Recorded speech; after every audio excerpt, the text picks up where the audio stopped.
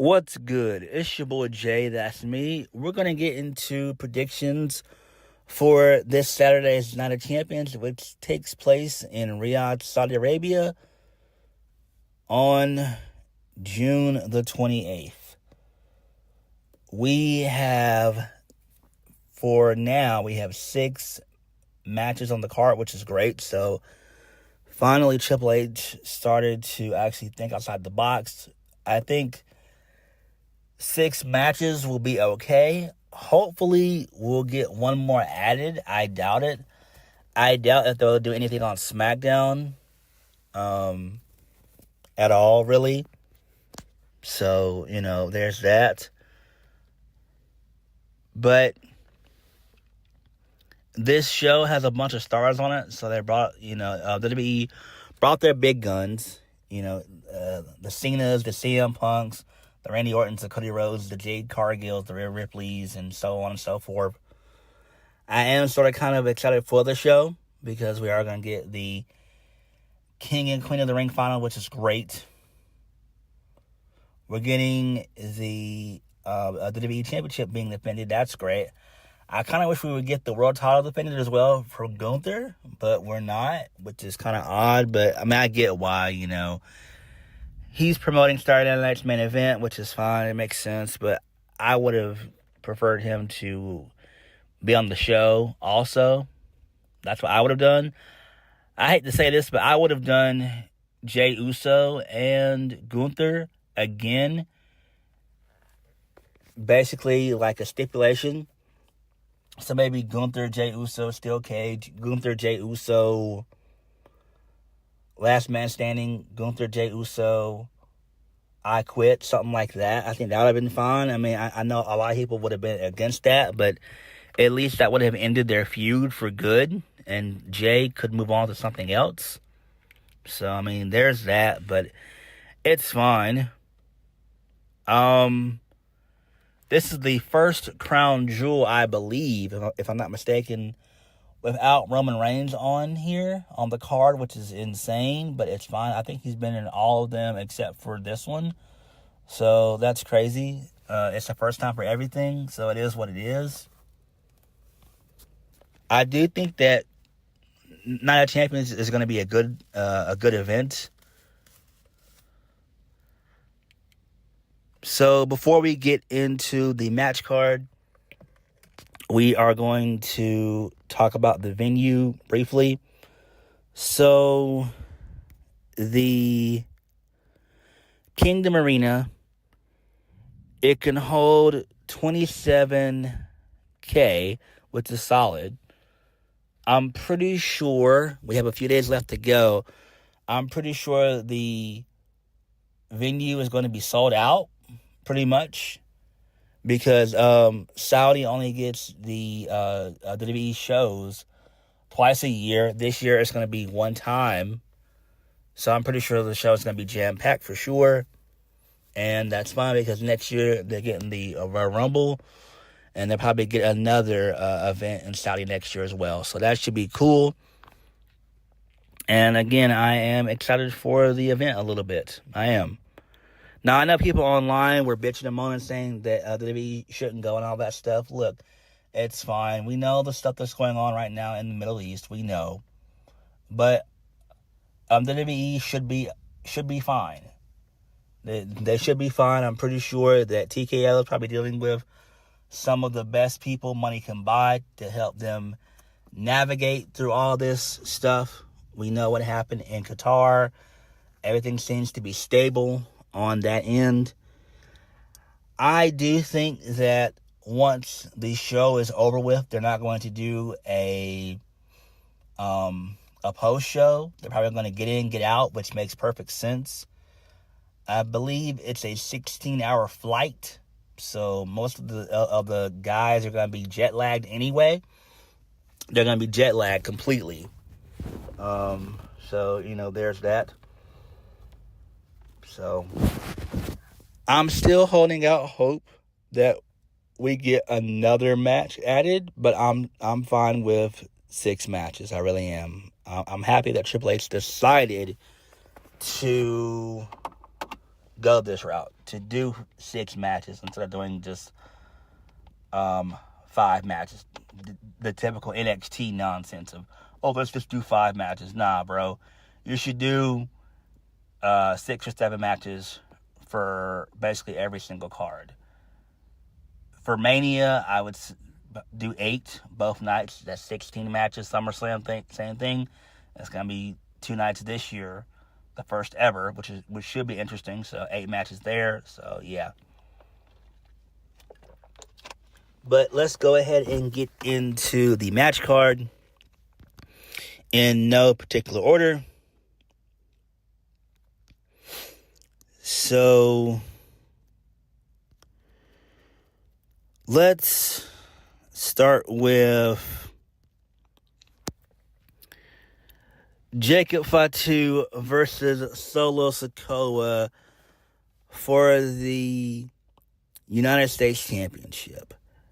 Jacob Fatu is obviously going to win. The match should be pretty okay. I think we'll probably see the debut of Hikuleo. I mean, we all saw his debut 2 weeks ago. It was in a dark match, and it was not that good. I forgot who he faced, but it didn't matter. It was a job guy. He ended up winning. I think Jacob will win. Match should be okay. This is just going to be the beginning of their feud. So I'd imagine this to continue through SummerSlam and maybe end. Well, no, you could actually continue it through Saturday Night's Main Event as well. So you could do the first match at Night of Champions, the second match at Saturday Night's Main Event, and you could do the trilogy. You can end the feud come SummerSlam. So Jacob's going to win more than likely, and then we'll probably see Hikuleo show up, and we get a massive beatdown. Maybe even the Tongans, maybe they show up as well, and they do a massive 5-on-1 beatdown, and then maybe that's when we get Jimmy slowly but surely helping out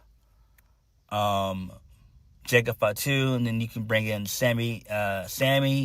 You can also bring in Jay as well. So I think that's going to be the end game. We're probably going to end up having like another War Games match, Timu Bloodline versus Timu Bloodline. I think that's what's going to happen. I think that makes the most sense. So I'm fine with that. We'll have to wait and see how stuff, plays out. Moving on.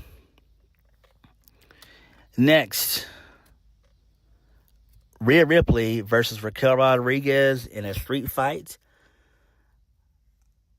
I think that Roxanne Perez is going to show up in this match and cost Rhea, like how she helped out Raquel on Monday Night Raw. I think the same thing is going to occur here, where it looks like Rhea is going to end up winning. Maybe she hits like she's about to go for the Riptide. Maybe Roxanne Perez comes in, hits Rhea with maybe like a lead pipe or whatever. Rhea goes down, and this allows for Raquel to get the win via the Kahana Bomb or whatever the hell she's calling it. And maybe you do something like that, and then you basically align Roxanne with the Judgment Day, basically. You pay off that angle, which has gone on forever. Only God knows how long that's going on. It's been going on for like 2.5 years.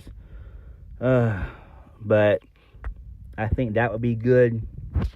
And then throughout the remainder of the summer, you feud Rhea and Roxanne. I think that would be great. You could even have Roxanne, join. Maybe you have Roxanne, help. Maybe you have Roxanne help Raquel.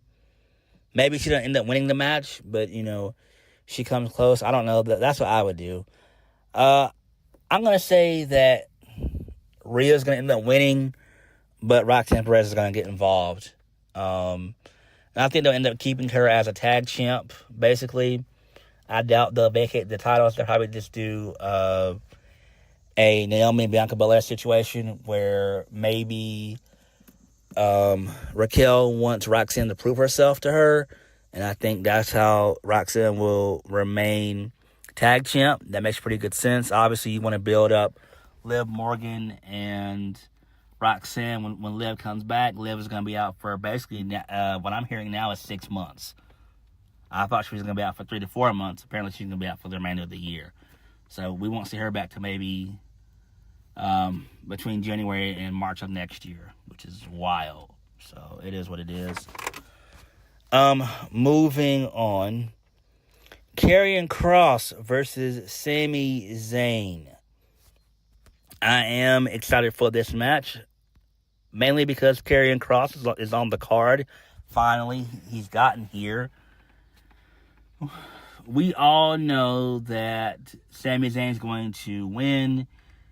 This is basically his second hometown. He is Muslim, which I'm for that. I'm down for that. Kudos to him for that. So he's obviously not going to lose.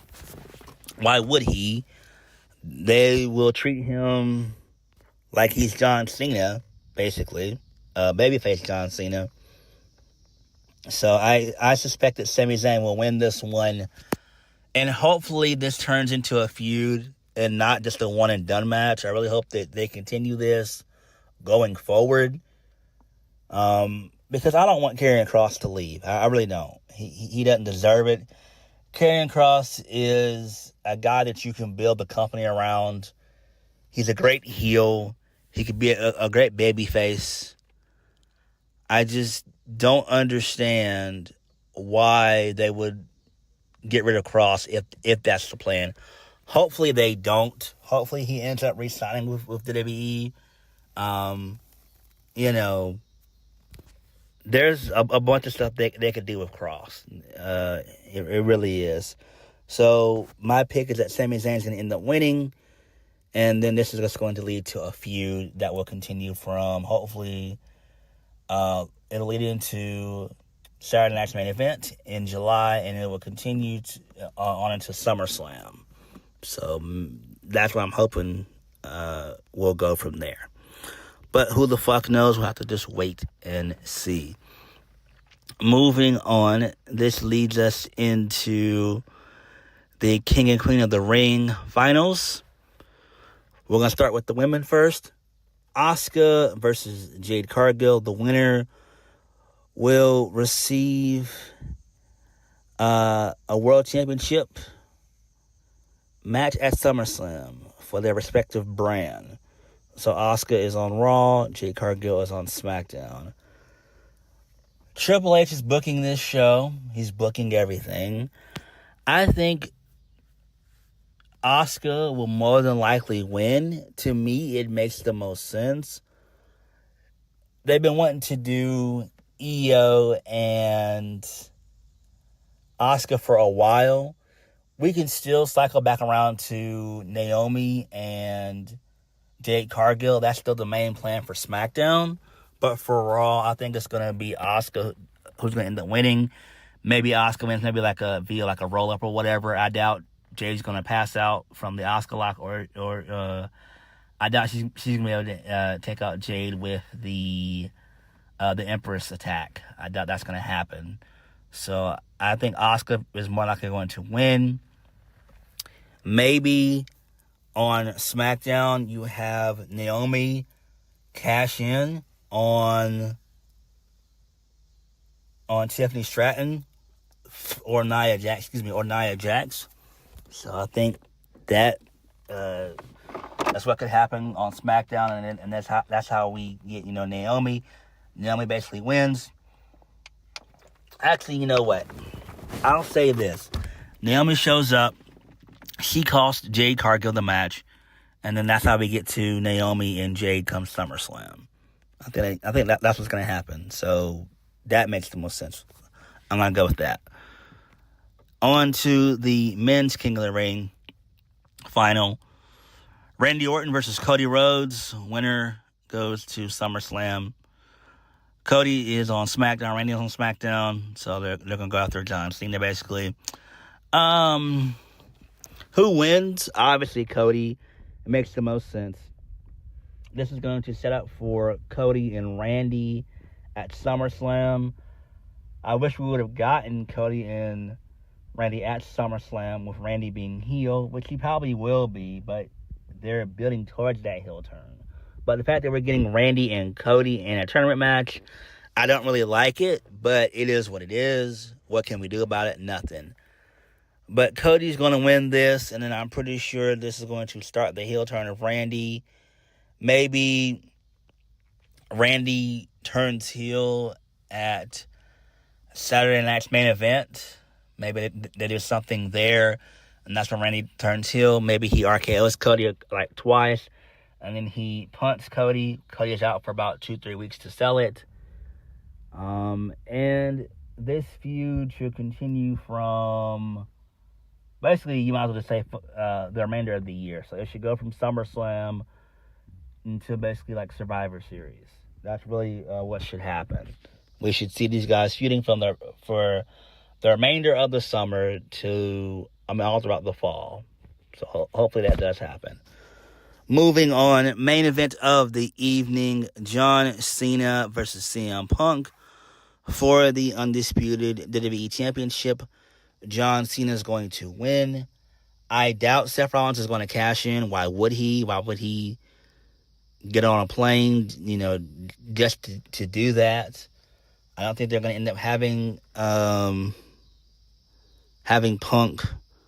I mean, we're not going to have Rollins cost Punk like that. So I do think that John Cena is going to end up winning. Somebody's going to get involved and help Cena win. But the match should be okay. The match should be fun. And I'm excited for it. So, yeah. But not a champion should be fun. I'm going to go over the predictions again.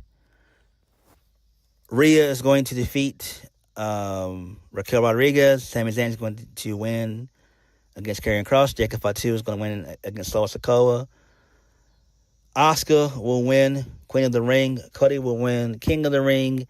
And John Cena will retain the undisputed WWE Championship. But what are you guys' predictions for Night of Champions? And are you guys excited for the event? Like, comment, subscribe. Peace.